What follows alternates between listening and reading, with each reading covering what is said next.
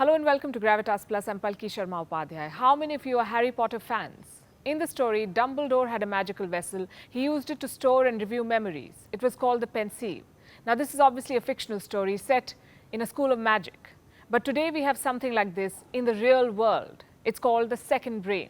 It's a digital brain that can be used to document every piece of information, every experience, every thought, every learning.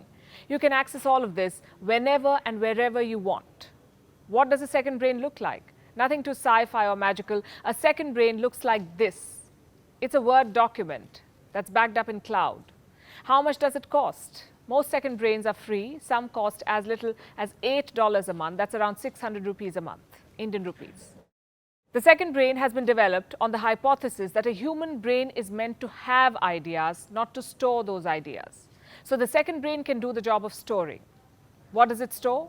Well, everything from your thoughts to your screenshots, your grocery list, your notes, photos, passwords, reminders, everything you can think of. How does this work? Through apps. There are many of them like Notion, Evernote, OneNote, Obsidian, Mem. All of them work in the same way. They expect you to log every bit of information you come across, everything that you think your brain cannot hold. Shopping lists, quotes, or reminders. You don't even have to type it down. You can simply voice record and send.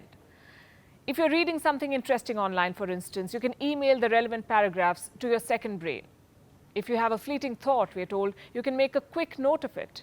Basically, every time you come across something that grabs your attention, you log.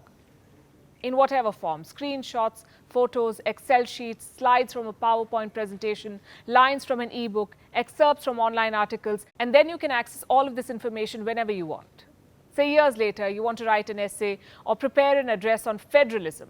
All you need to do is go to your second brain and type in the keywords. Everything that you've uploaded on the topic will be in front of you. If you've uploaded a grocery list, you can retrieve it the next time you go shopping. Advocates of the second brain say this system helps in knowledge management. It increases creativity. And the theory is pretty interesting. It's almost like having your own little library in the cloud. So is this the future? Well, more like the present. Believe it or not, all of us already have a second brain.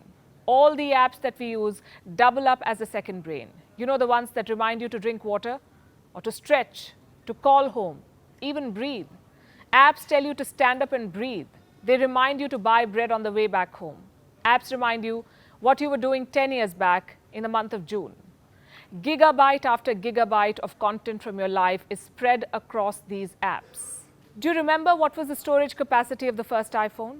16 gigabytes. Today, an iPhone's memory can be expanded up to 1 TB. That's 1 terabyte full of information from your day-to-day life. What second brain apps do is replace all these apps with one, a notepad which doubles up as your library, your gallery, your reminder, your password keeper, your bookmark, your scrapbook, your logbook, basically everything. It's all catalogued. Some apps take it a step up. They use time and location data.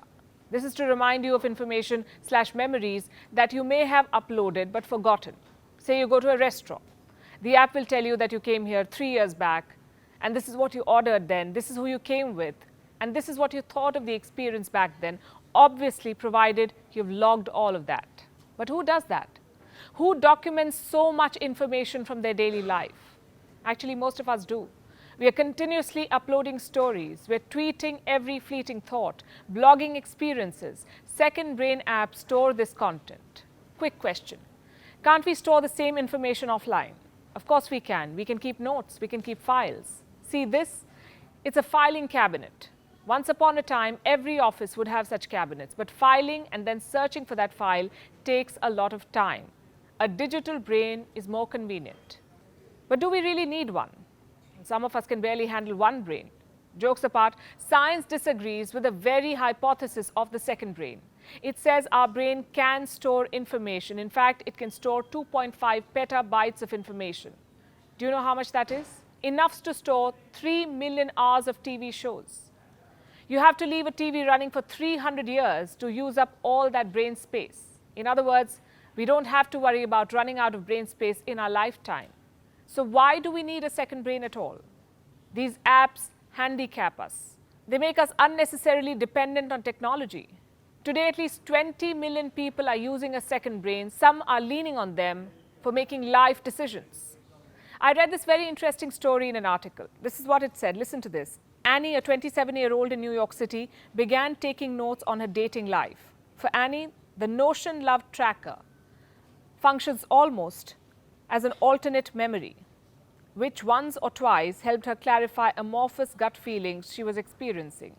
Once after a first date, I remember thinking, this guy is so much fun, but he seems really immature, Annie says.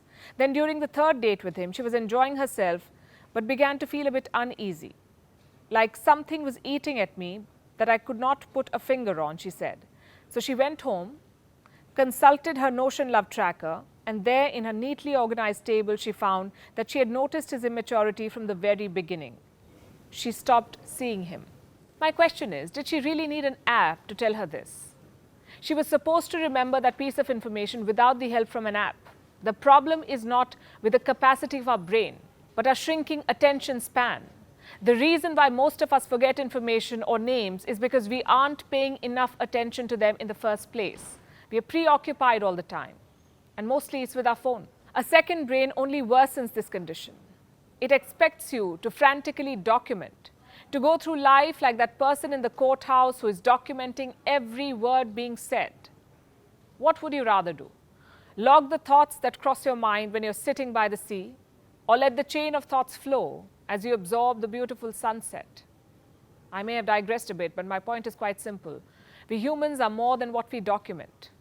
Also, we humans evolve with time. The thoughts that a 30-year-old me penned down may not even resonate with a 40-year-old me. So storing those thoughts can be a waste of time, both in the human brain space and the second brain space.